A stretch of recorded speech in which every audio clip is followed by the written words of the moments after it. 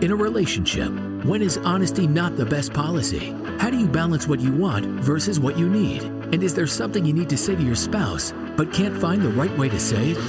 If so, then you're in the right place. This is the Lunch with Sandy podcast. With nearly 20 years of marriage under their belts, Terrence and Sandy Jackson discuss a range of topics, provide valuable insights on relationships, and talk about the conversations married couples need to have. So what does lunch have to do with all of this? Well, it's a metaphor for how these conversations originally started. Speaking of conversations, let's get one going. Here's your hosts, Terrence and Sandy. Hello and welcome to another episode of the Lunch with Sandy podcast. I'm Terrence. And I'm Sandy. And as always, we are having the conversations that married couples need to have. What's going on, Sandy? Not much. It's been a rough week. Tiring. But sun's out. Got my walk in. Walked the dog while I was at it. And it's looking up. Yeah, Jax loves those walks. So congratulations are in order, right? Sure. Trying to follow me.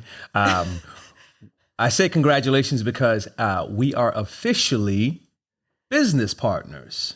Yes. Yes. We So are. we've been partners in marriage for a very, very long time. And now we are officially business partners. How's that feel? I don't think it feels any different. Well, you know, it probably doesn't feel any different because I've probably been doing the bulk of the work. But that's going to change. We're going to have to get you on some tasks. Why are you just trying to put me out like that? I'm not trying to put you out like that. Interestingly enough, I got to stop trying to use those big words because I'm tripping over them. Interestingly, is a big word. So we've just officially become business partners. We've been partners in marriage for a long time. So today, what I wanted to do was I wanted to take a look at and discuss the similarities between, you know, a business partnership and the partnership of marriage. That's going to be interesting. Interesting. You know, from a business perspective, right?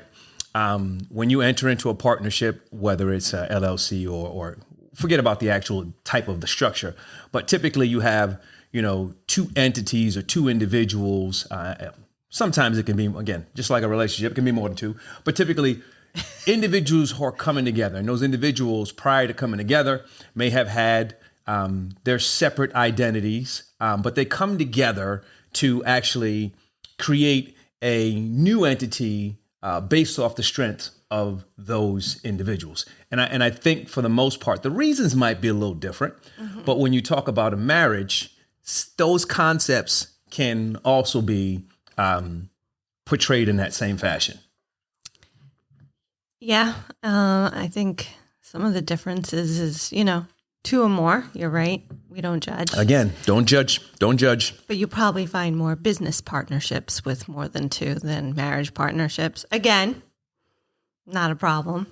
To each their own. But I would just say common feature of that. We're gonna stop Sandy right there. She you know, she's hating on those relationships. She don't like what is it?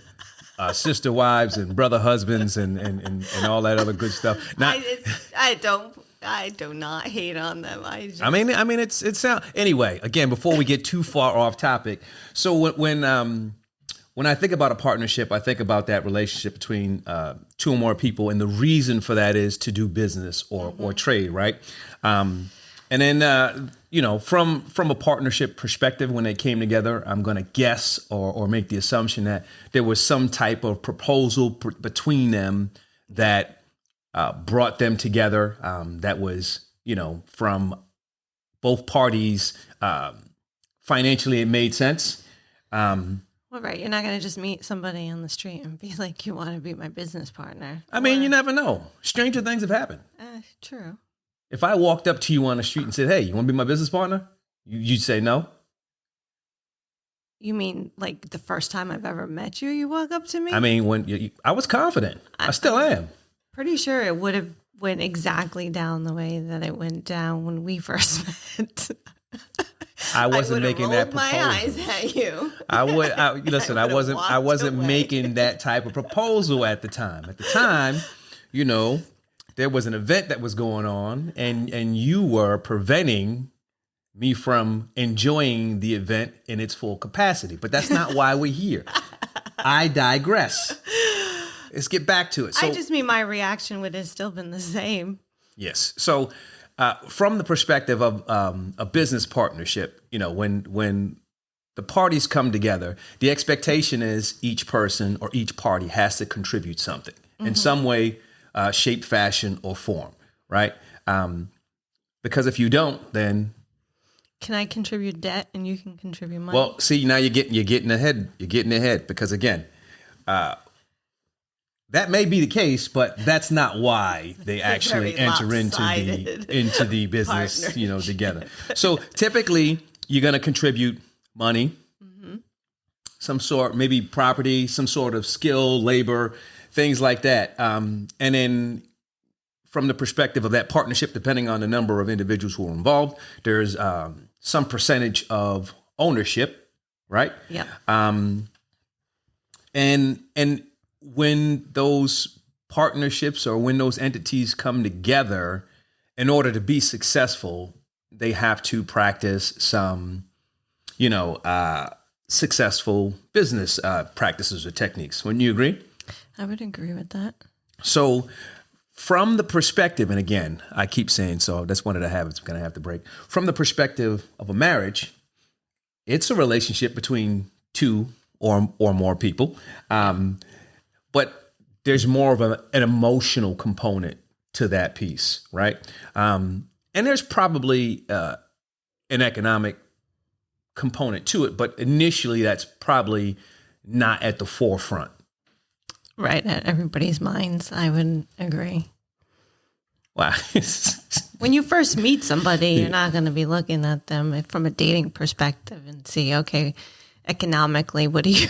No, and I'm not. So remember, I'm not talking about when you first meet. I'm talking about the partnership of marriage. So Okay. if you're at that point where you're going to have that partnership, I don't think I mean, it could be you first met, you know, love at first sight and jumping a broom, getting right into it. But from the perspective of, you know, that marriage partnership, I'm going to guess you've probably known each other for a little while. Hopefully. So just like the prospect of a business proposal, marriage proposal, or a business partnership, that marriage partnership also starts with the proposal, Yep. right? It's that bling bling. It's that down payment. I'm not gonna call that a down payment. It's that early investment. We'll leave it like that. Although you know what, it's funny because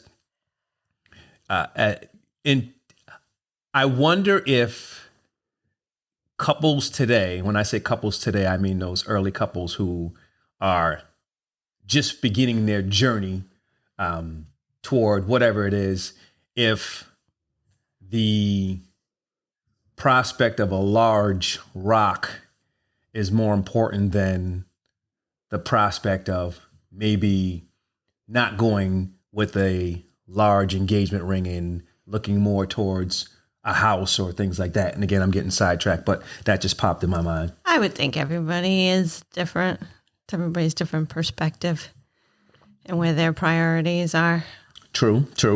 I know even with mine, I didn't want anything extravagant. I wanted something functional. How functional is that ring? It's functional. Well, I mean, I don't want it to get in the way as I There you am go. attempting to do something. I'm sitting over here thinking you opening up bottles and I stuff am like that. Popping bottles with As you're doing your cat burger and you're using it to cut open glass and stuff like that. Again, why are you throwing my dirt out there? We all family here. We all family here. Cat burglar. You know, they know snitches get stitches. But just like a business partnership, you know, when you're talking about partnership in marriage, there are still some contributions that have to happen from both sides. Mm-hmm. Affection is probably one of those big things. We talked about a number of things, a couple episodes when we were talking about the basics and things like that. we financially there's a financial contribution on both sides, because remember, now you have two parties who are coming together. I thought you were just talking about The Rock, and I was What? you trying to set it up so that guys start getting a proposal gift as well. No, listen. Look, again, every relationship and how they go about their business is different. Don't try to get me sidetracked. I'm focused right now. Each party has to contribute in order for that marriage, that partnership, to actually work, regardless of what that contribution is. And additionally, just as in a business partnership, there's an ownership aspect that has to take place when we talk about the partnership of marriage. It's a different type of ownership, but still. Right. It's not owning each other. It's owning a part of the marriage. Well, when I talk about that ownership piece, we talked about the concept of commitment and those things. Yeah. Just ownership clarifying. of your actions, ownership of responsibilities, Yes. That type of ownership. Correct. Just clarifying. And additionally, along with a business partnership, you have to have certain practices that you have to do in that partnership to be successful. Marriage is the same way. You have to exercise successful partnership techniques and practices to make sure that your marriage is successful. Yes. And I would say probably the biggest one is going to be conflict resolution. Having a good business practice for conflict resolution. Yeah, we're not getting into that, right? It's conflict resolution is a completely separate topic. Practices such as, we talked about being honest. We talked about, things of that nature, prioritizing, things like that. So when we talk about the typical business partnership, again, once that new entity is formed, the partners, whatever it was from the perspective of what they brought, their individual brand, their individual identity, for the most part, is still intact and it's separate from that partnership, right? Yep. But in a marriage, it's a little different. It's more involved. It's more complex. It's not so much that you have to lose your identity, but there is a risk depending on the individuals, depending on the type of individuals. Well, yeah, and then there's some blended stuff as well. So it makes it kind of hard to just have people see you for just you at certain times, versus the partnership. Well, because from a partnership perspective, at the end of the day, you go home. Right. You know what I mean? There's no going your separate way. I mean, well, for the most part, in a successful marriage, a successful partnership, there's no going your separate way at the end of the day. No, there's not. I just mean your friends start getting intertwined, all that kind of stuff. So it's having that separate identity, but then recognizing that it gets a little more blended and messy too at the same time. Yeah, so I'm glad you mentioned that, because that newly created entity, right, of your marriage has to be nurtured so it can grow. And then depending on who your partner is, I think the outcome of what happens with your identity changes, right? So when two people come together and get married, there are three outcomes, and there are probably more, but we're going to talk about three outcomes that could possibly happen, right? So you have one partner, right? Mm-hmm. And that partner's identity survives the partnership when they come together. Yeah. And that's a situation where, again, two people come together. You may have someone who is stronger than the other one from a personality perspective, from an economic perspective. And they just dominate that partnership, and then the other person is swallowed up, right? Yep. Then you can have a situation where neither party's identity survives. You have two individuals who on their own were moving along in life and had goals and had aspirations.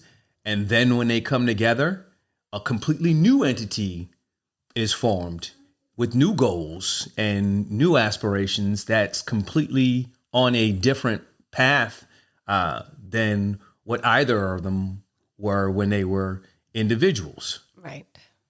And then you can have a situation where both identities survive, while at the same time nurturing that partnership.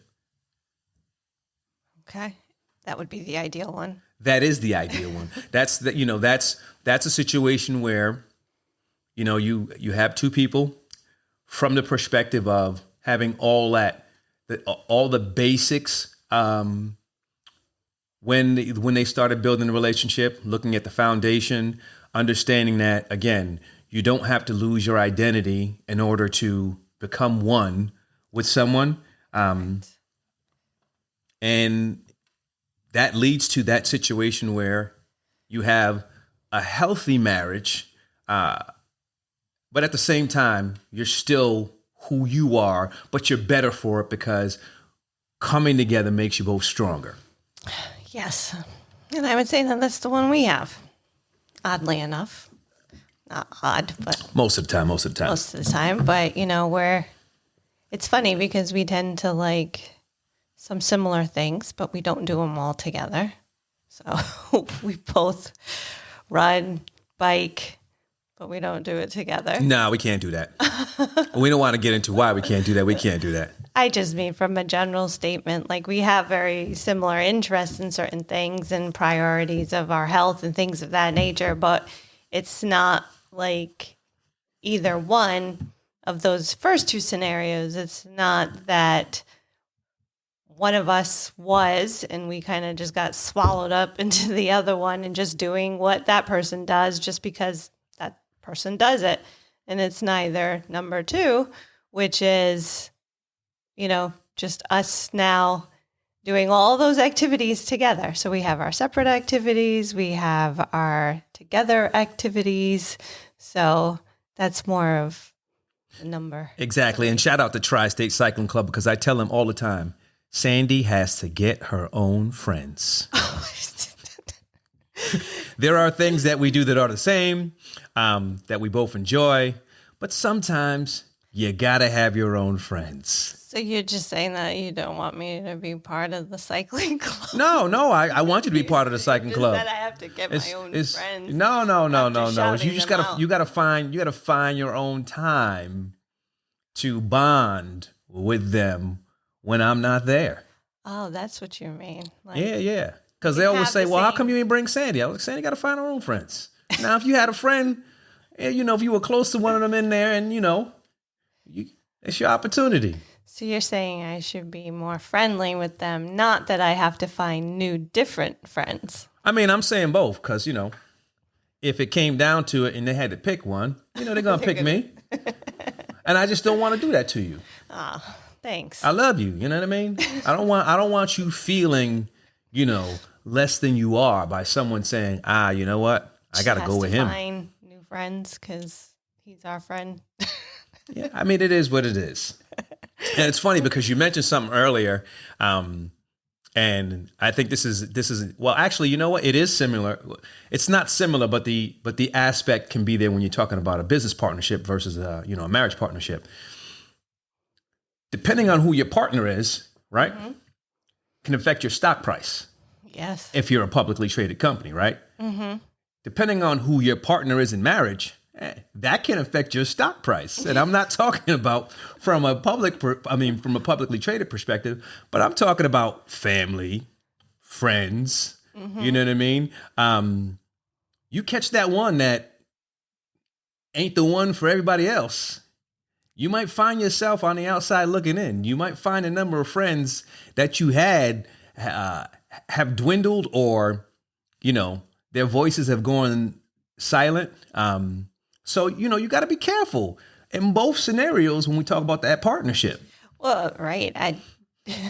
I think that people probably put more time and effort in finding the right business partner, maybe sometimes, than finding a life partner. Think about it. Like, what would you do if you're trying to enter into a business with somebody? You know, you might do some background checks. You might do like all that looking in because you know that they're going to, you know, like you said, affect that financial stock price, like how well the company is going to do. Do you jive, you know, do you vibe well, whatever it is. And sometimes I wonder if with looking for a life partner, if people don't put that initial time and effort, it's superficial of why they continue having a relationship with that person. I guess maybe in hopes of something more coming out of it and not as superficial. Well, I'm glad you said that, because from the business partnership perspective, one of the things that they're going to be looking at when they're coming together is they're going to be looking at assets and liabilities. And just like in a business partnership, you have assets and liabilities. You have assets and liabilities when it comes to that marriage partnership. So when you talk about that business partnership, from an asset perspective, you might be talking about real estate. You might be talking about vehicles, tangible goods, et cetera, things like that. Now, you can have those same type of assets in a marriage partnership.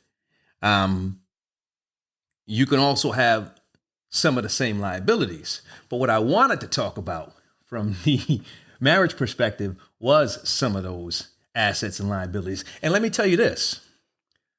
You can have an asset that turns into a liability. That's true. So I'm going to hit you off with some things that I think that, please elaborate. Kids, wonderful assets, beautiful assets. You can partner with someone and get instant kid assets. You can partner with some and create kid assets. But for the most part, wonderful assets. I'm never going to say a kid can turn into a liability. Sidebar, a kid can turn into a liability. No, I'm just joking. House is an asset, which could also turn into a liability. I got to stop taking all these assets and turning them into liabilities. People's going to say, well, why in the world would you get married anyway? Anyway, your dog is a wonderful asset. He is. And then additionally, one of the big assets that you gain, well, it could be a big asset when you partner with someone in marriage, is that additional support structure. Yes. It's a beautiful thing, and it comes in times of need when you have additional structure from whether it's in-laws, and I don't even know how you refer to, is it, I guess all in-laws, cousin-in-law or whatever, when you need that extra hand and they're there to actually help. Yeah, because it takes a village. It takes a village. It takes a village. And keep your mental stamina going. Yeah, yes. Now, just as there are some assets from the partnership that we call marriage, there's some liabilities. Yeah. It's funny. I was talking to a coworker on Friday, and the phrase "you can't choose family" came up. And inevitably, from my side, you always got that. There's that one person who, as much as you love them, is always going to be there asking you for money. Is going to always be in trouble. You know what I mean? And you got to determine whether or not you're going to be the one to go help him or her out. So man, that's a liability that can pop up when you talk about the partnership of marriage. Yeah. Well, and then to your point, I guess that's where you have to have good business practices in there to discuss those particular situations and how you're going to handle it, because at one point it's going to be enough is enough. And does your partner have your back when you've had enough? Well, that's true, because that uncle who always needs something, you might not be the biggest fan of him, but your partner may love them to death. Yeah. Exactly. And again, what you don't want is someone driving a wedge or breaking up your happy home. So I think that's one of those situations where, that communication piece that we talked about before has to come into play. Yeah. And shout out to all the uncles out there. I know all you ain't out there sitting on the couch asking for money. Hey, nephew, let me borrow a couple $. Let me hold something. But some of you are. Not just nephews. Well, yeah, uncles. Yeah. I'm going to tell you what one of my favorite or least favorite, but I'm going to say my favorite for this list, those liabilities is the pop-up specialist. The pop-up specialist. And for all y'all out there who don't know, well, you do know. You got that one person who just pops up wherever you are, whether it's at home, whether it's at your job. They just always just seem to pop up. And they ain't popping up for a good reason. They may not be asking you for anything, but they always got something to say. Yeah. Always in your business. Usually drama comes along. Listen, the pop-up specialist is filled with drama. I ain't going to name no names, but I know a couple of them. And they just pop up. They just make you mentally exhausted instead of financially exhausted. But again, those are some of the pros and cons of, the partnership of marriage. You're right. And, just because, I may have a very close relationship with one doesn't mean that the spouse, significant other is going to have that same close relationship. And it's going to be one of those things of like, why do you allow that to happen? Like, when is enough? And it's going to be a very, unique and interesting conversation. Yeah, it's crazy when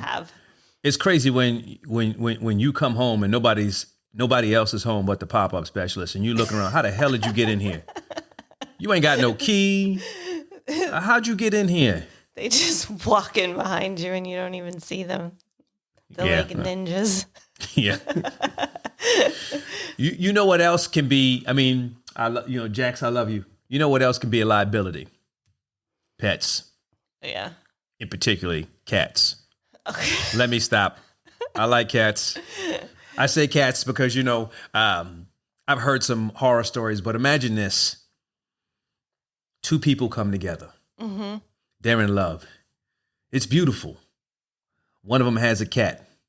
The cat don't like you. That cat don't like nobody but that one person. Now you got a cat that's trying to run the house, peeing all over the place. You know what I mean? Scratching you every chance he gets, ripping up, always on the couch, looking at you like you owe him money, like this is his house or her house. That's a liability. It is, but it makes me think of in-laws when you just said that cat reference. You got in-laws that are cats? No, I mean, listen, to each his own. I've heard plenty of stories where the mother-in-law, is pretty much doing the same thing. Maybe not so much peeing on the floor. I mean, people, fellas, if you got a mother-in-law out there peeing on the floor, I feel for you. You're going to have to tell your wife, listen, she got to go. I'm thinking of those mother-in-laws. That's only if she's peeing on the floor. Yeah. Love your mother-in-law. Those are only the mother-in-laws that maybe feel, what's the right word I'm looking for? They're maybe afraid of losing their spouse. Their child to that new spouse. That's the mother-in-law that I'm kind of thinking of. I don't know. When you just said the cat reference, it just made me pop that situation into my head. So I'm going to say this. Mother-in-laws, don't be cats. You're not going to lose your child. You are gaining another one. Now, let me talk to you about one of the biggest liabilities that can happen in the partnership. It's that 400-point credit score that your partner might be bringing to the table. Yeah, that's a rough. Now listen, first off, if you got a 400 FICO score, get your stuff together. I don't know what you're doing, but get your stuff together. But seriously, from the perspective of that partnership, and this is why, open and honest communication needs to happen up front. And listen, love is love. Listen, ladies, love that man if he has a 400. And you know what? Fellas, too. She got a 400-point FICO score. Love her. Oh. Just don't love her score. Don't let her be in charge of any of the finances or him. You handle the business aspect of that partnership. Yeah, I think early adulthood tends to lead to bad decisions that could, in fact, affect that. For some people, I don't want. For some, For some, I don't want to take credit from those individuals who were doing anything out there. But listen, I didn't have the greatest credit score when I was younger. It's excellent now. Yeah, I just mean, it. Then it just leads to the question of, is that just something that you want to invest in? Is helping that person, not so much. But to your point, it's going to have to be mutually decided on how the money's going to be handled and things of that nature to make sure whatever situation they were in before with that nice low FICO score, that it doesn't happen again. Yeah, and I think that's a situation where, people can't let their pride get in the way. If you're bad with money and you're bad with those decisions and, you just need to purchase just because you see something, let your spouse, your significant other, whoever it is, let them handle it. Have that conversation.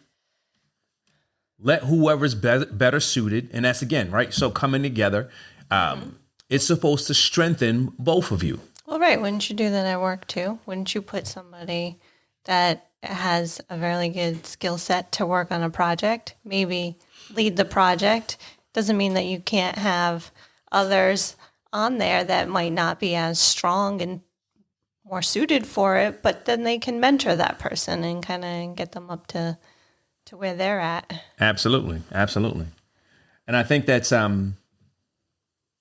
again, I think that comes down to when you're talking about building that partnership, having those discussions and making sure that you understand what the other person brings to the table. So when it comes time to make those decisions, they're easier to actually make.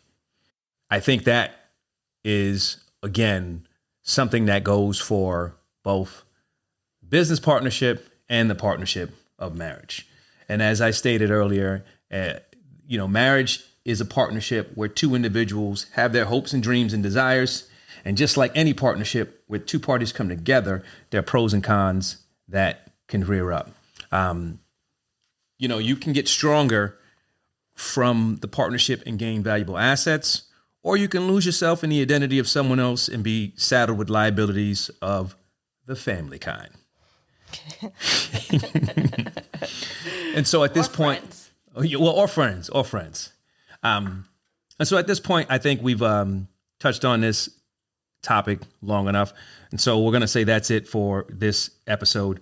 Be sure to tune in next week when Sandy and I continue to have these conversations. Also, subscribe to the podcast using your favorite podcast app. And don't forget to follow us at Lunch with Sandy on Instagram, Facebook, and Twitter, where you can leave feedback and suggestions. And as always, thank you for listening.